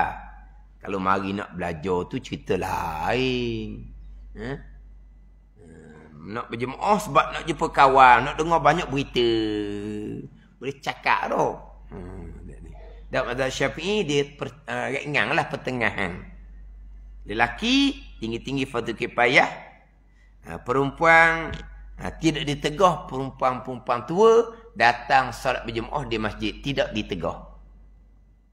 Tapi Nabi sebut dah wa buyutuhunna khairul lahunna. Rumah mereka itu lebih baik, lebih afdal bagi mereka. Tu kena bicara molek lah pula tu. Orang perempuan dia tak boleh. Dia main semangat dia. Bini je main masjid tu, laki duduk rumah. Ada. Bini ada masjid rumah tu, laki tak mari. Kurang-kurangnya makluman masjid, suami dia tahu juga di rumah. Sebab isteri dia balik beritahu. Kalau dua-dua tak mari, tak ada hubungan langsung. Kalau mati-mati, nak ajak kita tahlil payah. Ajak kita tahlil ke, ajak apa ke, ajak nak doa selamat ke, ajak kita makan di rumah. Dia tu tak pernah mari surah. Bini dia ada sokmo. Lain sikit tu. Bini dia kepala tukang masak lagi. Buat cerita je ni. Dah. Kalau dua-dua tak mari, lepas tu nak ajak ke rumah makan doa selamat. Orang tak berminat. Dah, suami tak pernah mari surah, isteri pun tak pernah mari surah. Lepas tu nak ajak ke rumah. Orang ni pun kadang-kadang pergi ambil hati je. Kepala kena gilah Tok Imam. Kena gilah Tok Bilal. Kena gilah. Hak ahli jemaah lain ni. Lari dulu ke. Apa? Dah, dua-dua tak mari. Tapi kalau mari seorang, ada sikit orang. Ada ikatan sikit lah. Dengan surah tu. Apa-apa hal, orang akan ra'i. Sebab apa? Walaupun suami dia tak mari, isteri ada sokmo. Padat ni. Begitulah. Dia tengok keadaan lah macam mana. Mana tempat kita ni kita nak kerak upung batu tak boleh juga. Tengok keadaan macam mana. Tengok keutamaan dia, tengok keadaan keluarga dia macam mana. Dan kalau lah suami dia kerah, tak mari masjid surah. Bahkan seorang pun tak mari masjid surah. Kena marilah seorang.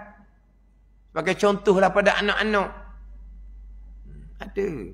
Ada siapa peringkat. Isteri dia bagus. Suami dia semayang kedok dah tahu. Suami dia tu semayang kedok dah tahu. Tapi isteri baik. Maknanya maghrib tu ada lah. Kalau ada orang ngajar ada lah dia maghrib. Bukan 5 waktu dok lah, tapi ada lah. Tapi suami dia tu yelah asalnya hak muda-muda dulu tu hak jenis lara sangat dah. Tua-tua ni pun tak ada dah perangai muda-muda lara tu. Tapi gitulah. Jadi macam jauh dari agama. Tapi kalau ada isteri ke seumpama tu, alhamdulillah lah. Akan datangkan terbuka hati kalau isteri pun senyap di rumah juga.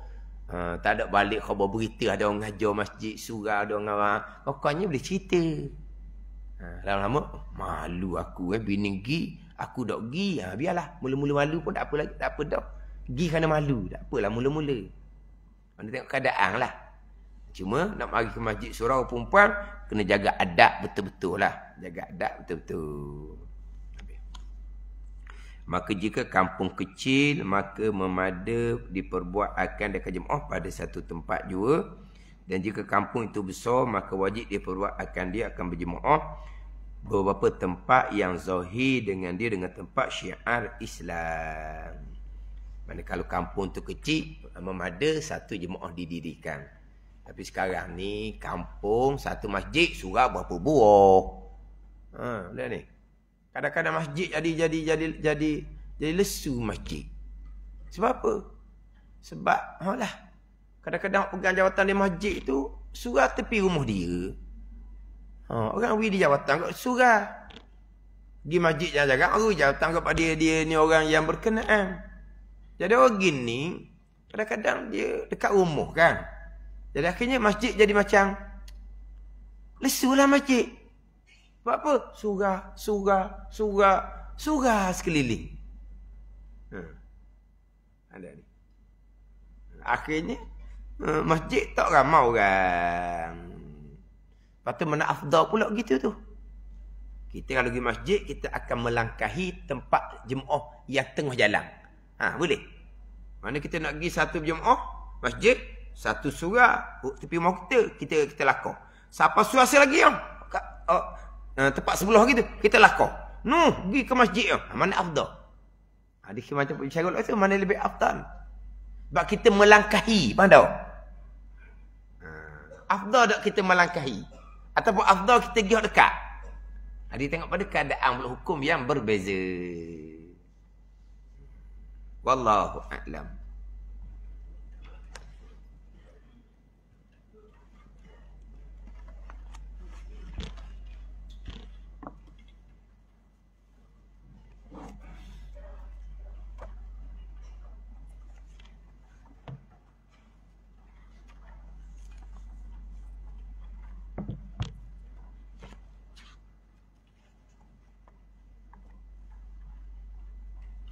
Ini kitab Minhajul Abidin terjemah Haji Zakaria Kedah, muka surat 46. Baris yang kelima daripada bawah.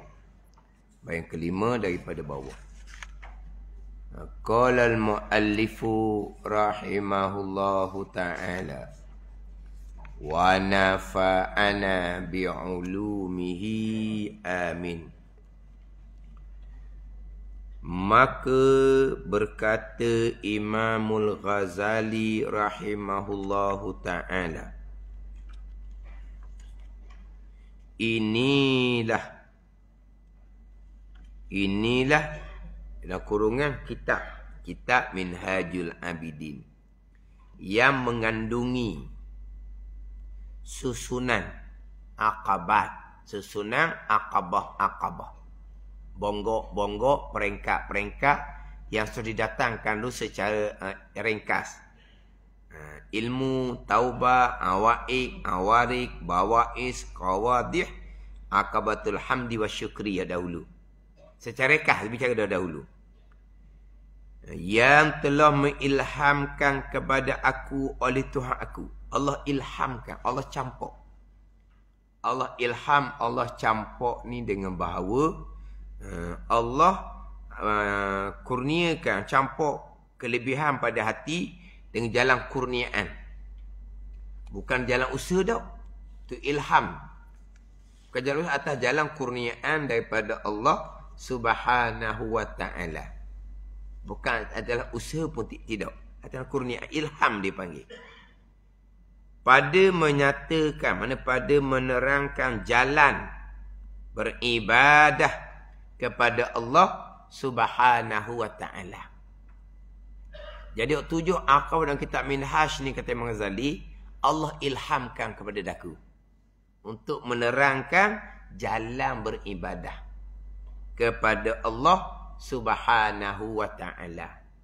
Jalan beribadah. Mulai dengan apa? Ilmu yang pertama, taubah yang kedua. Ilmu taubah beres, nak memperbanyakkan amal-amal sunat.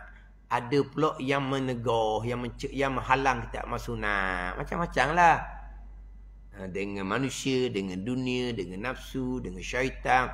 Malah kita. Tak malah pun terhalang kita nak amal sunat. Melepasi akabah yang 3 halangan-halangan. Tetapi amal sunat ni, ilmu kemah, taubah kemah. Walau pergi pada amal-amal yang sunat. Sebab tanpa taubah, amal sunat tidak akan diterima oleh Allah Subhanahu wa ta'ala. Pada sebab dosa-dosa yang dia lakukan tidak akan diampuni dengan amal-amal yang sunat. Mereka dosa-dosa kecil sahaja yang tidak berkait dengan anak Adam, yang tidak bergantung manusia, yang diampuni dengan amal ibadat. Kita melangkah ke masjid, melangkah ke majlis ilmu. Langkah itu semua menghapuskan dosa-dosa. Dosa-dosa kecil yang tidak bergantung dengan manusia. Dosa besar itu wajib ijma' ulama' bertaubah. Dosa besar, dosa riak, dosa ujub, dosa takabur. Benda ni. Hak tu hak bab dosa akidah tak ada dah tu. Kalau dosa akidah salah, tak ada bicara waktunya. Tak ada ni. Lepas tu dosa dengan manusia pula, mengumpat apa semua. Ya tu haji mabrur pun tidak akan diampuni. Haji mabrur pun tidak akan diampuni dosa yang bergantung manusia. Sebab tu orang pergi Mekah, dia minta maaf dengan waris-waris kawan-kawan dia. Jumpa minta maaf. Minta maaf buat apa? Pergi Mekah, buat haji molek, dapat haji mabrur, Allah ampuni dosa awak dengan manusia. Dah. Lepas tu kena minta maaf. Kau pergi Mekah kan eh? Dia minta maaf ke tak? Dia minta maaf. Walah minta maaf buat apa lagi nak pergi Mekah dah. Dapat haji mabrur, dia ampuni sekian dosa. Seperti budak yang baru dilahirkan. Seperti budak baru dilahirkan. Mana? Tak. Dosa bergantung manusia, wajib kena bertaubah. Tapi bertaubahnya tidak, wa amal sunat. Amal sunat ni untuk naik darajah di sisi Allah. Dia ada penyaringan dia. Mana penyaringan dia? Taubah. Taubah tu penyaringan. Sebab kita ni wajib sunat. Wajib sunat. Hak wajib ni permulaannya akidah. Hak zahir, hak batin. Pada ni. Hak batin termasuk taubah. Bila wajib sempurna, perbanyakkan hak sunat. Hak sunat ni akan sebab wajib kita tak akan sempurna. Lengkap, cukup, tapi tak sempurna. Kalau semayang banyak lalai, khusyuknya kurang, maka semayang yang kurang tu akan disempurnakan dengan semayang sunat. Atau naik setangga lagi. Faham tak ni? Tapi kalau kita taubahnya tidak, kewajipan semayang ni wajib ijma' ulama' perintah Al-Quran. Taubah wajib ijma' ulama' perintah Al-Quran. Faham tak ni? Kalau tidak bertaubah, macam tak semayang lah sebab sama-sama wajib. Itu aqabah, taubah. Bonggok peringkat dia. Peringkat taubah. Susunan. Ada kitab Minhajul Abidin yang diilhamkan oleh Allah Subhanahu wa ta'ala kepada Imam Ghazali. Fa'lam al-an bitaufiqillah annal hasila fil jumlati minal jumlati sab'u aqabatin. Sab'u bukan sab'a tu. Sab'u aqabatin. Jadi khabar anna. Al-ula aqabatul ilmi. As-saniyatu aqabatut taubati. As-salisu aqabatul awaik. Ar-rabi'u aqabatul awari. Al-khamisatu ar-rabi'atu aqabatul awarid. Awarid yang melintangi. Al-khamisatu aqabatul bawa'is. As-sadisatu aqabatul qawadih. As-sabi'atu aqabatul hamdi wa syukri. Wa bitamamiha yutimmu kitabu minhajil abidin ilal jannati. Gitu ya. Ilal jannati. Wa bitamamiha yatimmu kitabu minhajil abidin ila jannati. Wa nahnul ana natatabba'u hazihil aqabati bisharhi mu'jazil lafzi mustamilin ala nuqati al-maqsudati min hadha sya'ni kulliha minhuma fi babi mufradin insyaallahu azza wa jalla wallahu subhanahu walit taufiq. Insyaallah. Jadi macam sambung tu dok. Ada sambung tu. In alif nun sya'al. Lain tu, jangan sambung. Dok tu macam cetakan tu macam sambung tu. Dok. Di sambung tu cetakan tu. Insyaallah. Insyaallah tu lah.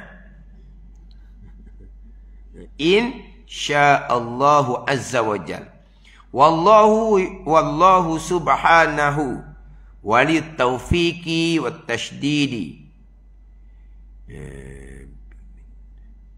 Biminnatin.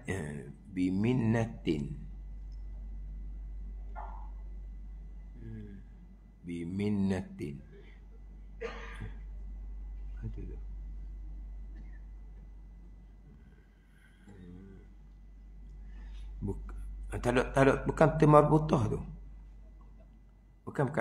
He domain dia tu. Bimannihi, anak gitu. Bimannihi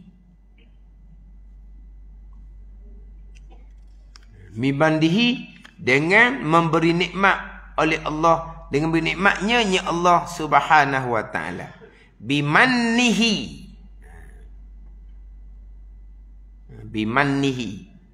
bukan bimannatin, bukan temarbutah tu. Bimannihi walit taufiqi wat tashdidi bimannihi, dengan nikmatnya, nikmat Allah Taala. Wala haula wala quwata illa billahil aliyyil azim. Artinya, maka ketahuilah sekarang, selepas daripada Imam Ghazali susun 7 akabah secara ringkas, dengan taufik Allah Ta'ala. Dengan taufik Allah Ta'ala belaka ni. Yang hasil daripada jumlah ini, mana kesimpulan daripada jumlah ni, jumlah yang perhimpunan ni, yang kami susun itu 7 akabah. 7 lah. Secara ringkas Imam Ghazali susun terdahulu. Kemudian dia akan bicara secara satu-satu. Pertama, akabatul ilmi, atau hak mula-mula sekali. Itu hak mula-mula sekali. Hak pertama. Hak pertama dan hak paling afdal. Hak paling besar. Sebab berkisarnya ibadah atas ilmu. Berkisarnya ibadah atas ilmu. Itu yang pertama. Kedua, akabatul taubah. Dengan ilmu kemudian bertaubah. Malatibal in falaysa bithaib. Orang tak belajar ilmu tak ada taubah. Sebab kita nak bertaubah. Taubah apa? Dulu tok semayang. Lepas tu akidah dulu comel ke? Kena belajar ilmu akidah kalau nak bertaubah. Nak semayang. Dulu tak semayang. Masa tak semayang dahulu, ilmu semayang pandai ke tak? Tak. Nak semayang sekarang, belajar ilmu semayang. Dulu tak semayang. Masa tak semayang, ilmu akidah comel ke? Ilmu fiqh comel ke? Jadi bila nak semayang, dia kena mulai dengan belajar ilmu tauhid mulai, ilmu akidah tu. Belajar ilmu semayang mulai. Pada ni. Lepas tu masa tak semayang dahulu, ilmu tasawuf pandai ke tak? Lagi tak tahu. Kena belajar ilmu tasawuf. Itu nak bertaubah. Ilmu bawa lagi pada taubah. Pada ni. Ada orang yang dia tak semayang, tapi ilmu dia lengkap. Sebab ayah dia letak dia belajar pondok. Dia belajar pondok 2-3 tahun. Tapi dia tak minat. Mana ayah yang paksa. Pok no. Bukan ayah, anak no. Tu pondok tu. Pok no. Anak tak ambuh. Tapi walaupun pok no, anak tak ambuh. Tapi duduk 2-3 tahun ni bolehlah ilmu. Walaupun banyak main pun. Walaupun banyak main. Ilmu tauhid dia belajar. Ilmu fiqh dia belajar. Tapi kemudian tak mudah pondok. Masuk belajar sekolah semula. Hidup cara dunia macam orang lain. Akhirnya semayang pun tak apa nak lekat. Ada seumpama tu. Mak ayah tanggungjawab dia beres dah. Sebab dia ilmu atau tempat ngajuk agama dah. Lepas tu anak jadi lara, itu dengan Allah Ta'ala. Kemudian, dia bertaubah, semayanglah. Tauhid dia comel. Pekoh dia pandai. Tapi apabila nak semayang tu kok, dia cari pergi masjid, cari kelas tauhid malam apa. Cari kelas pekoh malam apa. Dia baru mari masjid. Dulu tak mari masjid, mari Jumaat je. Tanya kelas tauhid, tanya kelas pekoh. Tak ada satu pun malam kelas tauhid. Tak ada satu malam kelas pekoh. Orang masjid pula. Dia baru masjid cara kelas. Sebab dia nak betul balik. Nak kemah balik ilmu tauhid dia. Dia nak kemah balik ilmu semayang dia. Sebab dia ada asas ilmu. Hak ada di masjid tu. Tak pernah belajar ilmu agama. Semayang tanpa ilmu. Dia tak semayang. Tapi mak ayah dia atau tempat belajar. Dia yang salah sebab tak semayang. Tapi ilmu mak ayah dia beri belajar dah. Bila dia bertaubah kemudian, dia tahu jalan kembali. Jalan apa? Ilmu yang pertama. Hak di masjid lama-lama tu, tak ada asas pun. Nak kembali pada agama, tak ada ilmu. Itu beza. Cuma orang masjid dia pelik. Dia baru mari. Duk sibuk buat kelas tauhid, kelas pekoh. Dah, orang di masjid lama-lama, ada ilmu ke tak? Tak ada. Dia mari tanya ilmu tauhid, ilmu pekoh sebab dia ada ilmu. Cuma dia nak belajar semula. Nak perangat, nak ngulang, takut salah. Sebab apa? Sebab dia ada asas ilmu, maka nak kembali, dia ada jalan kembali. Hak ada masjid ramai-ramai tu, tak tahu jalan kembali sebab tak ada ilmu. Hanya buat amal ibadat gitu je. Ilmu, yang kedua taubah. Ketiga, akabatul awaik. Ni yang menghalang ni. Manusia, dunia, syaitan, nafsu. Nanti dia akan bicara satu-satu. Keempat, akabatul awarik. Awarik ni yang merintangi. Yang duk ganggu. Boleh buat ibadat tapi banyak gangguan. Boleh buat ibadat tapi banyak gangguan. Gangguan bak rezeki lah. Macam-macam gangguan. Gangguan bak kodok-kodok yang pahit lah. Tak sehat ke. Macam-macam lah gangguan dia ni. Itu yang keempat. Yang kelima, akabatul bawa'is. Yang mendorong pada ibadat. Dengan apa? Khauf dan raja'. Qadar rajak lah yang mendorong pada amal ibadah. Rajin dalam ibadahnya. Yang keenam, akabatul qawadih. Yang mencacat, yang mencederakan pada amal riya' dengan ujub. Ketujuh, akabatul hamdi wa syukri. Akab puji dan syukur lepas dah. Amal pun comel dah, rintangan pun lepas. Mana semangat dah dengan khauf dan rajak. Riya ujub pun alhamdulillah sudah dipelihara. Wa amal ibadat wajib sunat. Dia kena duduk dalam keadaan sentiasa syukur puji kepada Allah. Ini 7 aqabah dan kita minhaj yang diilhamkan oleh Allah kepada Imam Ghazali pada menyatakan, menerangkan jalan beribadah kepada Allah Subhanahu wa taala. Dan dengan sempurnanya 7 akabah tersebut, maka tamatlah kitab Minhajul Abidin ilal jannah. Dan sekarang kami ikutkan dengan bacaan satu persatu 7 akabah ini dengan syarahnya, dengan keterangannya. Terdahulu 7 akabah didatang secara ringkas, sekarang didatangkan secara tafsir, secara halusi. Wallahu a'lam. Bismillahirrahmanirrahim. Alhamdulillahirabbil alamin. Wassalatu wassalamu ala sayyidil mursalin wa ala alihi wa sahbihi ajma'in. Allahumma iftah alaina futuhal arifin. Allahumma allimna ilma akadamin. Wa fahimna famasabikin. Warzuqna ruqat talibin. Allahumma zidna ilman wa alhiqna bis salihin. Wa sallallahu ala sayyidina Muhammadin wa ala alihi wa sahbihi wa sallam. Walhamdulillahi rabbil alamin.